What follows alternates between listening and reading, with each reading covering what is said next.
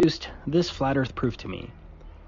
Now, the fact that no airplane has to dip its nose to account for the curvature of the Earth is a common proof of the flat Earth. Essentially, if we lived on a globe, an airplane that is maintaining straight and level flight in a short amount of time would have to dip its nose to account for the curvature of the Earth. As an extreme example, an SR-71 going Mach 3.2 or 2,455 miles per hour at 80,000 feet, where the air pressure is very little, would need to drop approximately 1,117 feet every minute to maintain level flight. But even a small Cessna 172 at 9,000 feet, traveling 140 miles per hour, would still have a curvature adjustment of over 3,200 feet in just 30 minutes. Regardless of altitude or speed, those curvature adjustments never happen. But that is not the point of this video, and this flat Earth proof may even be better. Whenever an airplane is approaching its destination, the pilot must work out at what point in the flight where the airplane should begin descending. This is referred to as top of descent, or the point at which descent is first initiated from cruising altitude. From top of descent, the general rule is that all aircraft will descend at an angle of 3 degrees. The glide path, or glide slope, means the proper path of descent for an aircraft preparing to land. The reason why the term glide is used is because it's ideal for the airplane engines to be idle while descending to optimize fuel consumption.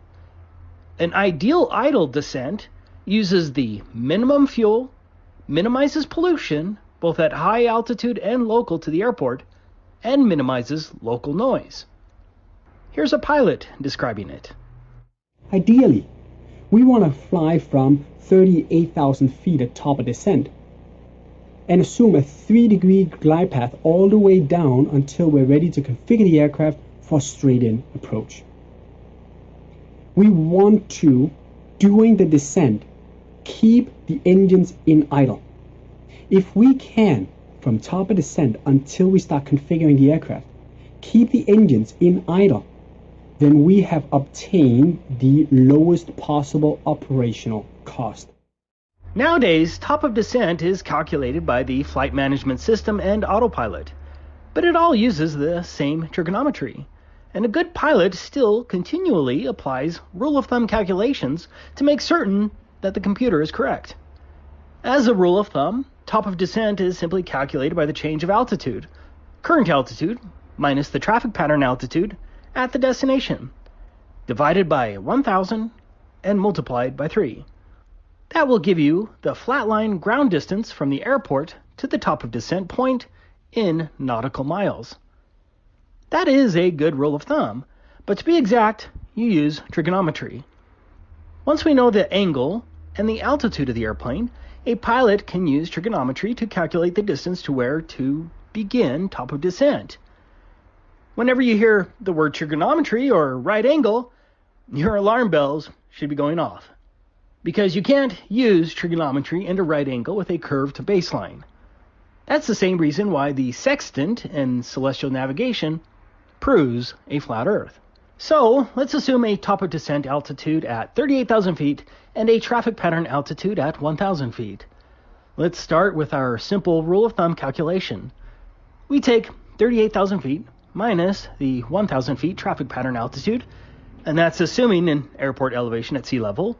We divide that by 1,000, which is 37, and multiply that by 3, and that gives us 111 nautical miles, which converts to 128 miles. Now, let's make the same calculation using a trigonometry calculator. We still figure out the change of altitude by subtracting 38,000 feet minus the traffic pattern at 1,000 feet, which is 37,000 feet. We input 37,000 feet altitude for side A, and then put in a 3-degree glide path angle for uppercase A. That gives us a ground or side B distance of 706,002 feet. Divide that by 5,280, and we get 133.7 miles. That means the top of descent should start at 133.7 miles away from the runway. A pilot will generally want to stay on that straight glide path all the way to the target.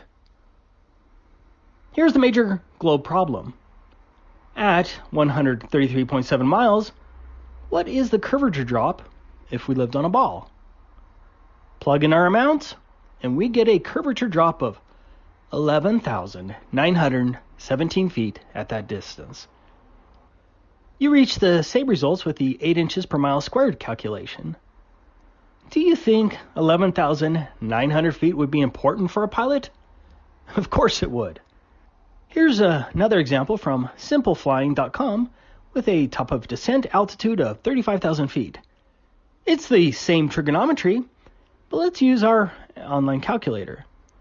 We get the amount of 667,840 feet, which equals 126 miles. What's the curvature drop at 126 miles?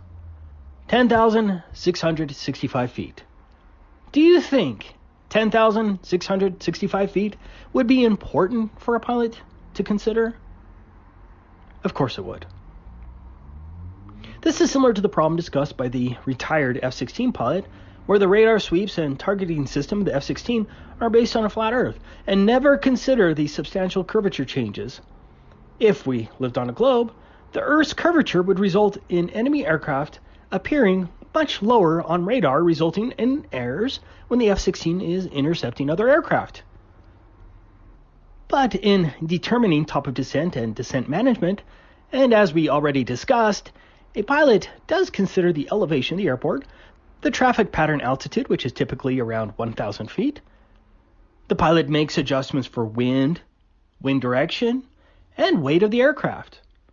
But a pilot never makes an adjustment for the curvature drop. Do you see what would happen if we lived on a globe and the pilot did not consider curvature drop? In our example, the runway would be 11,917 feet lower than the pilot originally calculated. In short, the top of descent calculation is computed with trigonometry, which requires a flat distance baseline contradicting the globe. More importantly, because the substantial amount of curvature drop is never considered or added to the plane's altitude to make